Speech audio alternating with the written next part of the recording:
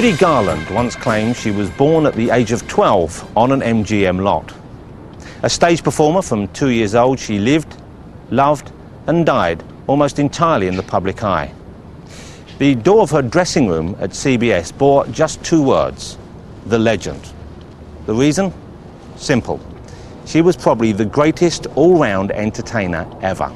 Not only was she a singer able to take on both jazz and show tunes, she was also a fantastic dancer and an Oscar-nominated actress.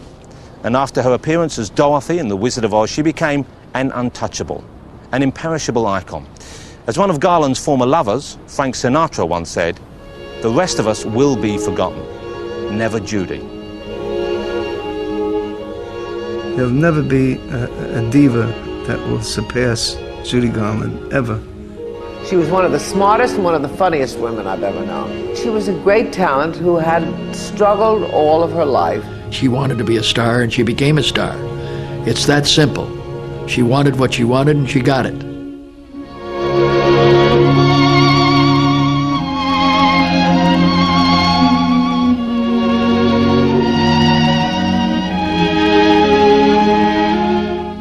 In her early screen roles, Judy Garland seemed to personify innocence, but her personal life was infinitely more complex than that celluloid dream world. Somewhere over the rainbow, way up high, there's a land that I heard of once in a lullaby. You know, at an orchestral concert when everyone tunes in on it, when she starts the first note, somewhere over the rainbow, that sum is like the middle C for the entire emotional history of show business. And her voice is it. You play that one note and nearly everyone in the world could carry on. Somewhere over the rainbow, skies are blue, and the dreams that you dare to dream really do come true. In 1937, Garland was paired for the first time with Mickey Rooney. They would go on to make 8 highly successful musicals together.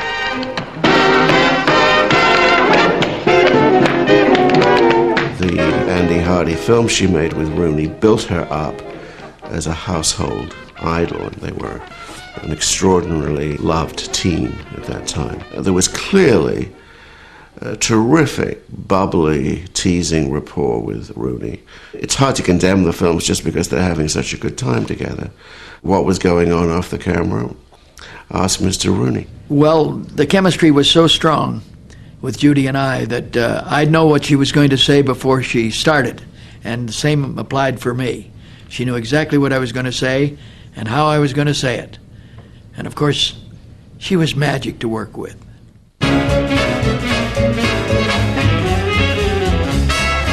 Judy was a big box office draw at Metro-Goldwyn Mayer, the biggest. I think that there was a lot of pressure on Judy. Well, it's pressure to be a star in Hollywood in those days. And it was tough on me, and I'm sure that it was tough on her, too. They put the pressure on everybody all the time. It's all about, you know, who is the hot one of the moment, and if you're not, out. On to the next. My, but this place has poisonous rules.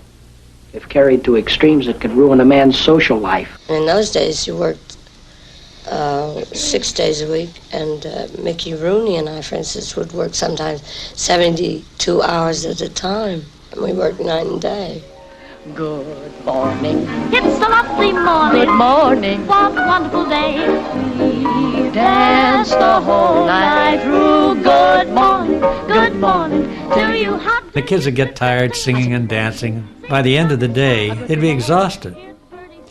Metro had a Dr. Feelgood, and he would give them shots of adrenaline and God knows what all to pep them up so they could work after hours. And then at the end of the day, they'd be nervous wrecks. Then they'd counteract them with some downers. good morning to you. Follow the yellow brick road? Follow the yellow brick road. A year in the making, and with a grueling filming schedule, The Wizard of Oz was the film responsible for making Garland the icon that she is today.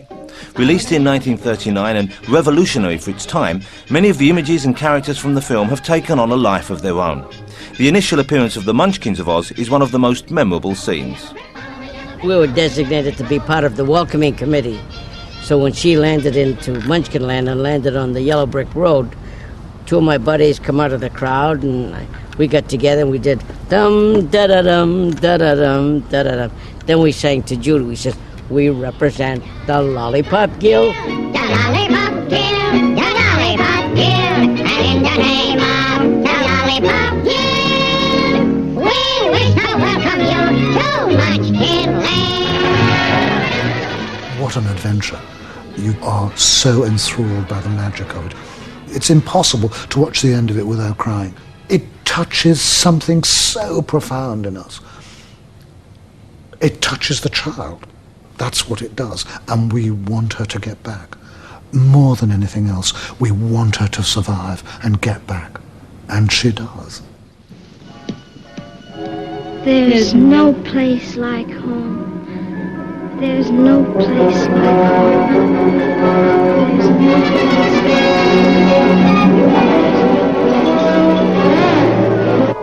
There's no place like home.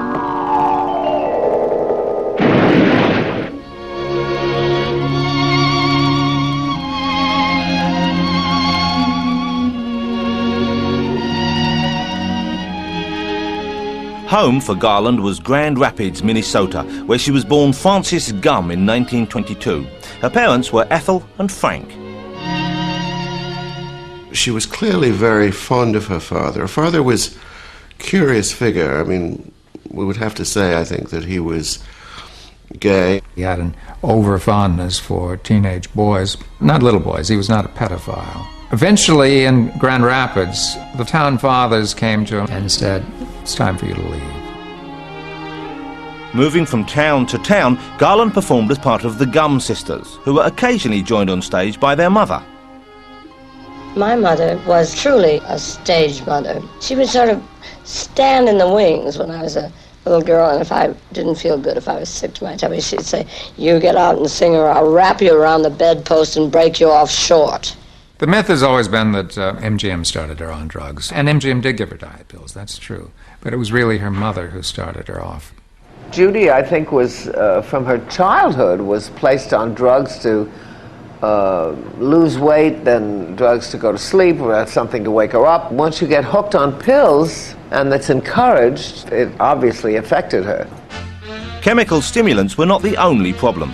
There were other pressures on Judy from the studio bosses at MGM. There was a lot of wild, loose sex in Hollywood in those days, and it was part of the package that you were being paid a fortune. And we don't have to admire it or like it, but it went on. Louis B. Mayer was the head of MGM and one of the most powerful men in Hollywood. Going into LB's office was like walking into the throne of God. And there he was behind that big white desk with buttons. If he pressed them all, the studio would implode. Louis B. Mayer was a paragon of virtue in his own mind. But he also chased young actresses around the desk, around his office. And Judy was not the least of them. He would tell her, "Darling, you sang from the heart."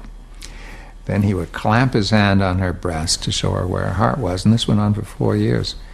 And finally she got up the courage to say to him, "Mr. Mayer, don't you ever do that again. If you want to tell me where I sang from, just point."